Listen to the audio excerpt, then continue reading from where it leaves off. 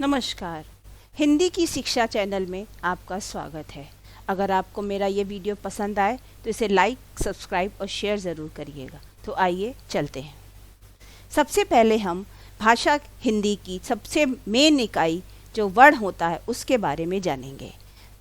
भाषा वाक्यों से मिलकर बनती है। वाक्य शब्द से तथा शब्द वर्णों से बनते हैं।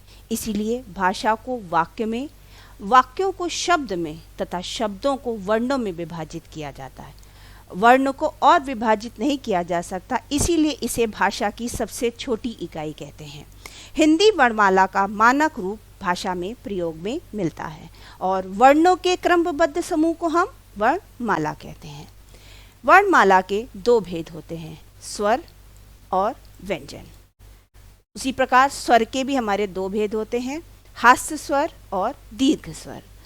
हास्य स्वर में 4 वर्ण आते हैं और दीर्घ स्वर में 7 वर्ण आते हैं। व्यंजन के भी 5 वर्ग होते हैं, स्पर्श व्यंजन, अंतस्था व्यंजन, ऊष्म व्यंजन, आगत व्यंजन और संयुक्त व्यंजन। हमारे व्याकरण में हम क्रमशः केवल 4 ही व्यंजन के भेद रूप से लाए गए हैं। आगत का प्रयोग पूर्णतया नहीं किया गया है। ये स्वर हैं हमारे आ, ई, उ, ऋषि, ए, ऐ, ओ, औ, अंग और आह। चलिए अब स्वर की परिभाषा जानते हैं।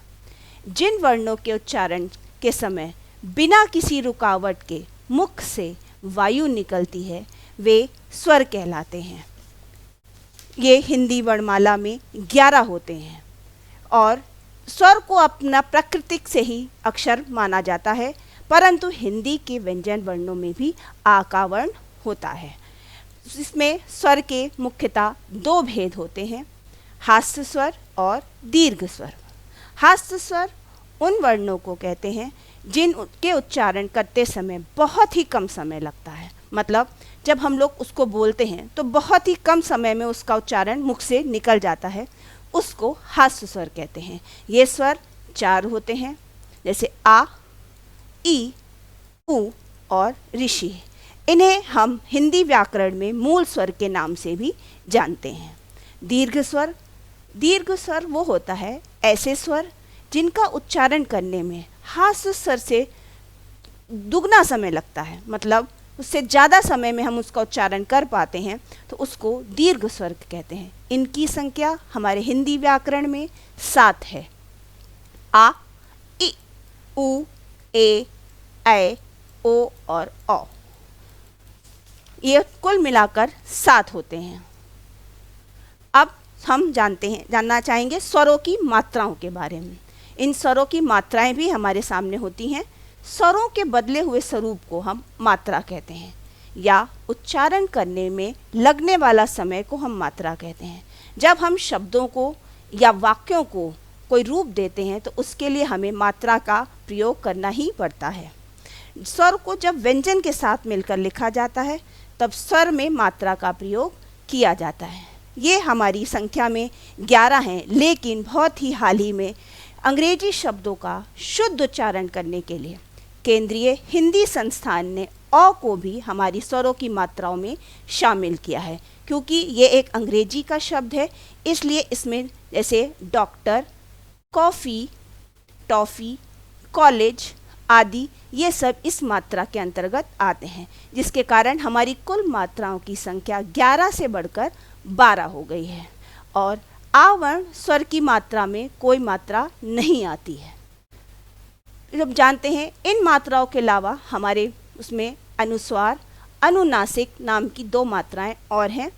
अनुस्वार का मतलब होता है अनु प्लस स्वार, अर्थात स्वर के पीछे चलने वाला या स्वर का अनुसरण करने वाला। इसी कारण इन्हें अनुस्वार कहते हैं। अनुस्वार क्या होता है? वह नासिकीय ध्वनि, नासिकीय मीन्स जो नाक से निकलती है, जो जिस वर्ण के ऊपर लिखा जाता है उसके तुरंत बाद बोला जाता है और उच्चारित करते समय हवा नाक से निकलती है और उच्चारण अधिक जोर से होता है तो उसको हम अनुस्वार कहते हैं। इसका लिपि चिन्ह हम सब भली भांति जानते हैं, एक बिंदु होता है, जैसे हंस, रंग, बंदर आदि। अब आते हैं अनुनासिक। अनुनासिक वो होते हैं जिन स्वरों के उच्चारण में मुख के साथ साथ नासिका से भी हवा निकलती है, नासिका मीन्स नाक से भी हवा निकलती है, उनको हम जो है अनुनासिक कहते हैं। इसका चिन्ह चंद्र बिंदु होता है, जैसे आँख, माँ इत्यादि। सभी स्वरों का अनुनासिक रूप होता है, लेकिन ऋषि जो हमारा वर्ण है उसका अनुनासिक रूप में प्रयोग नहीं किया जाता है। आइए अब हम जानते हैं अनुस्वार और अनुनासिक में अंतर क्या होता है। अनुस्वार नासिकीय व्यंजन ध्वनि है, मतलब जो केवल नाक से निकलती है, और अनुनासिक स्वरों की ध्वनि गुण है।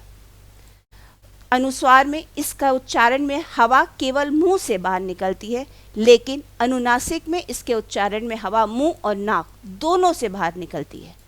यह स्वर के बाद आता है, जैसे इसका नाम है अनुस्वार, और अनुनासिक स्वर के साथ लगता है। इसका लिपि चिन्ह बिंदु है और इसका लिपि चिन्ह चंद्र बिंदु है। उदाहरण के लिए अनुस्वार में पंचम, आनंद, परंपरा, दंड, वंश, संवाद आदि, और अनुनासिक में आंगन, चांद, हंसना, 65। अब हिंदी में शब्दों और वाक्यों को लिखने के लिए मात्रा की आवश्यकता होती है। मात्राएं हमेशा स्वर की होती हैं क्योंकि वो स्वतंत्र होती हैं, लेकिन एक बात हमेशा ध्यान रखिएगा, राग के साथ हमेशा छोटा ऊ और बड़े ऊ की मात्रा अन्य व्यंजनों की तरह नहीं लगती है, क्योंकि रा और धन ऊ मिलाकर हो जाता है रू। इसका अर्थ होता है रुपया, रुकना आदि।